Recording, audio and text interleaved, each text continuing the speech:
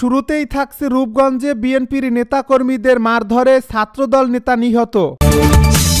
এবারে জানিয়ে দিব মানুষের সেবা ও কল্যাণই সব ধর্মের মূল কথা বলছে রাষ্ট্রপতি।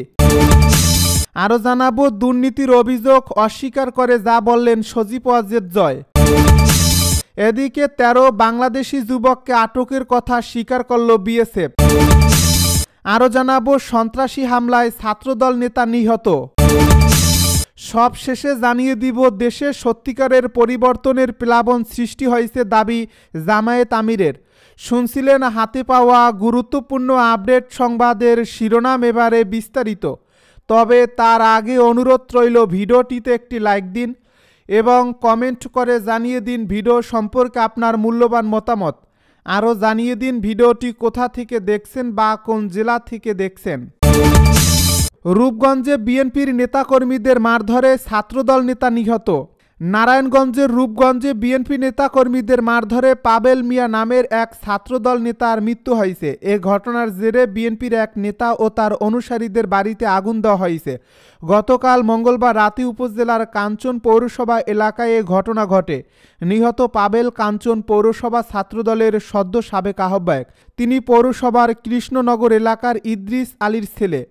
পুলিশ নিহতের পরিবার ও স্থানীয় বিএনপি নেতাকর্মীদের সঙ্গে কথা বলে জানা যায়, গতকাল রাতে শুভ নামের পৌরসভা স্বেচ্ছাসেবক লীগের এক নেতার সঙ্গে কাঞ্চন পৌর স্বেচ্ছাসেবক দলের সদস্য সচিব আমিনুল ইসলামের কথার কাটাকাটি হয়। এর জেরে শুভর পক্ষ নিয়ে আমিনুল ইসলামের সঙ্গে মুঠোফোনে তর্কে জড়ান পৌরসভার ৬ নম্বর ওয়ার্ড বিএনপির সাধারণ সম্পাদক মোহাম্মদ বাইজিদ। এক পর্যায়ে উভয় পক্ষ উত্তেজিত হয়ে পরস্পরকে কাঞ্চন পৌরসভা কার্যালয়ের সামনে আসতে বলে। রাত 10:30টার দিকে মোহাম্মদ বাইজিদ তার অনুসারী জাহাঙ্গীর সহ কয়েকজন আমিনুল ইসলামকে খুঁজতে পৌরসভার সামনে আসেন। এ সময় পৌর কার্যালয় এলাকায় একটি মন্দিরের অনুষ্ঠানে যোগ দিতে এসেছিলেন পাবেল মিয়া। এ সময় একা পেয়ে দলবল নিয়ে পাবেলকে মারধর করেন বাইজিদ। পরে স্থানীয় লোকজন পাবেলকে উদ্ধার করে স্থানীয় একটি বেসরকারি হাসপাতালে নিয়ে যান। সেখানকার কর্তব্যরত চিকিৎসক পাবেলকে মৃত ঘোষণা করেন। মানুষের সেবা ও কল্যাণই সব ধর্মের মূল কথা বলছে রাষ্ট্রপতি। ধর্ম বর্ণ নির্বিশেষে সবাইকে দেশের কল্যাণে কাজ করার আহ্বান জানিয়েছেন রাষ্ট্রপতি মোহাম্মদ শাহাবুদ্দিন। বড়দিন উপলক্ষে আজ বুধবার দুপুরে বঙ্গভবনে খ্রিস্ট ধর্মাবলম্বীদের সঙ্গে শুভেচ্ছা বিনিময় অনুষ্ঠানে তিনি এই আহ্বানও জানান। এ সময় সকল ধর্মের মূল কথাই হচ্ছে মানুষের সেবা ও কল্যাণ বলে মন্তব্য করেন তিনি। একটি বৈষম্যহীন ও দুর্নীতিমুক্ত এবং ন্যায়ভিত্তিক রাষ্ট্র প্রতিষ্ঠায় সাম্প্রদায়িক সম্প্রীতির বন্ধনকে আরও মজবুত করার আহ্বান জানিয়ে রাষ্ট্রপতি আরও বলেন, বাংলাদেশ সাম্প্রদায়িক সম্প্রীতির দেশ। এদেশে সব ধর্মের মানুষ নিজ নিজ ধর্ম ও আচার অনুষ্ঠানাদি স্বাধীনভাবে ও আনন্দঘন পরিবেশে আবহমান কাল থেকেই পালন করে আসছে। তিনি আরও বলেন, জাতি ধর্ম বর্ণ নির্বিশেষে সবার প্রচেষ্টায় একটি আধুনিক ও উন্নত বাংলাদেশ গড়ে উঠুক। বিশ্ব এগিয়ে যাক শান্তি, কল্যাণ আর আলোর পথে। দুর্নীতির অভিযোগ অস্বীকার করে যা বললেন সজীব ওয়াজেদ জয়। সরকারি প্রকল্প থেকে অর্থ উপার্জন করেননি উল্লেখ করে বাংলাদেশের ক্ষমতাচ্যুত প্রধানমন্ত্রী শেখ হাসিনার পুত্র সজীব ওয়াজেদ জয় বলেছেন, আমার এবং আমার পরিবারের বিরুদ্ধে করা দুর্নীতির অভিযোগ সম্পূর্ণ ভিত্তিহীন। গতকাল রাত 10টার দিকে নিজের ভেরিফাইড ফেসবুক পেজে দেওয়া পোস্টে তিনি এই দাবি করেন। সজীব ওয়াজেদ জয় লিখেছেন, আমরা কখনোই কোনো সরকারি প্রকল্পে জড়িত ছিলাম না বা এর থেকে অর্থ উপার্জন করিনি। আমি যুক্তরাষ্ট্রে 30 বছর ধরে বসবাস করছি এবং আমার খালা ও কাজিনরা যুক্তরাজ্যে প্রায় একই সময় ধরে বসবাস করছেন। স্বাভাবিকভাবেই আমাদের এই দুই দেশে ব্যাংক অ্যাকাউন্ট রয়েছে। আমাদের কোনো অফশোর অ্যাকাউন্ট নেই। যে পরিমাণ টাকার দাবি করা হচ্ছে তার ধারে কাছেও আমরা কখনো যাইনি। তিনি আরও বলেন, $10 বিলিয়ন প্রকল্প থেকে $1 বিলিয়ন সরানো সম্ভব নয়। আমরা লেনদেনের সঙ্গে সম্পৃক্ত বলে দাবি করাটা একটা মিথ্যা অভিযোগ। আমি দুর্নীতি দমন কমিশনকে চ্যালেঞ্জ করছি এই তথাকথিত লেনদেন প্রকাশ করতে এবং প্রমাণ করতে যে আমরা এসব অনিয়মের সঙ্গে জড়িত। সর্বশেষ তিনি এও বলেন, অবৈধ ইউনূস সরকার এবং তাদের সন্ত্রাসী ছাত্র সমন্বয়করা দেশ চালানোর ব্যর্থতা আইনের শাসনের অভাব, অর্থনৈতিক পতন, মানবাধিকার লঙ্ঘন, গণতন্ত্রের সংকট এবং রাজনৈতিক দমনপীড়ন থেকে জনগণের দৃষ্টি সরানোর চেষ্টা করছে। সম্প্রতি শেখ হাসিনা তার ছেলে সজীব ওয়াজেদ জয় ও ভাগ্নি টিউলিপ সিদ্দিকী রূপপুর পারমাণবিক বিদ্যুৎ কেন্দ্র প্রকল্প থেকে $500 কোটি আত্মসাৎ করেছেন, এমন অভিযোগের তদন্ত শুরু করেছে দুর্নীতি দমন কমিশন দুদক। 13 বাংলাদেশি যুবককে আটকের কথা স্বীকার করল বিএসএফ।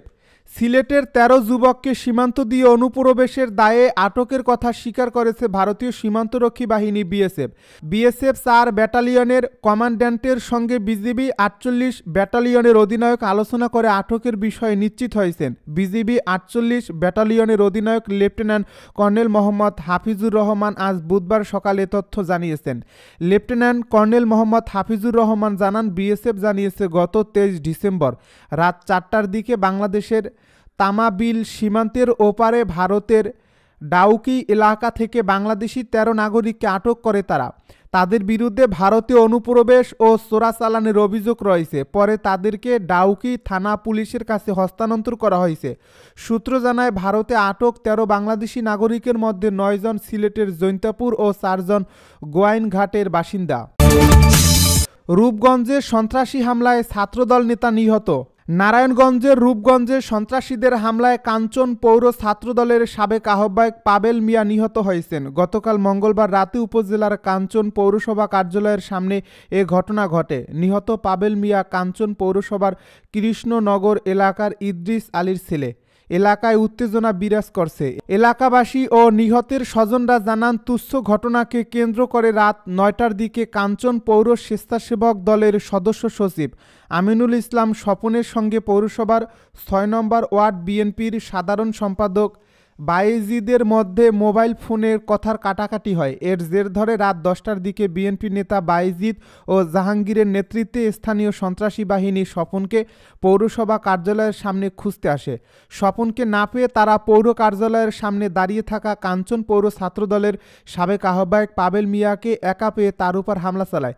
সন্ত্রাসীরা লাঠিসোঁটা দিয়ে পাবেলের মাথায় ও শরীরের বিভিন্ন স্থানে আঘাত করলে গুরুতর আহত হয়ে রাস্তায় লুটিয়ে পড়েন পাবেল। পরে আশেপাশের লোকজন মুমূর্ষু অবস্থায় তাকে স্থানীয় একটি বেসরকারি হাসপাতালে নিলে চিকিৎসক তাকে মৃত ঘোষণা করেন। দেশে সত্যিকারের পরিবর্তনের প্লাবন সৃষ্টি হয়েছে দাবি জামায়াত আমিরের। বাংলাদেশে সত্যিকারের পরিবর্তনের প্লাবন সৃষ্টি হয়েছে বলে মন্তব্য করেছেন জামায়াতে ইসলামীর আমির ডাক্তার শফিকুর রহমান। বুধবার সকালে রাজধানীর চীন মৈত্রী সম্মেলন কেন্দ্রে জাতীয় চিকিৎসক সমাবেশে তিনি এ মন্তব্য করেন। জামায়াত আমির বলেন, বাংলাদেশে সত্যিকারের একটা পরিবর্তনের প্লাবন সৃষ্টি হয়েছে। এই পরিবর্তন ধরে রাখতে সবাইকে ঐক্যবদ্ধ থেকে কাজ করতে হবে। তিনি আরও বলেন, দেশকে এগিয়ে নিতে দেশের অভ্যন্তরীণ সব বৈষম্য দূর করতে হবে। বৈষম্য দূর হলেই দেশ এগিয়ে যাবে। আদর্শ সমাজ গঠনে ডাক্তারদের এগিয়ে আসায় আহ্বান জানিয়ে শফিকুর রহমান বলেন, ডাক্তাররা চাইলে একটা মানবিক দেশ গড়তে পারেন, মানবিক রাষ্ট্র গড়তে চিকিৎসা হতে পারে উদাহরণ। তাই চিকিৎসকদের উন্নত গবেষণার জন্য মনোযোগী হওয়ার পরামর্শ দেন ডক্টর শফিকুর রহমান।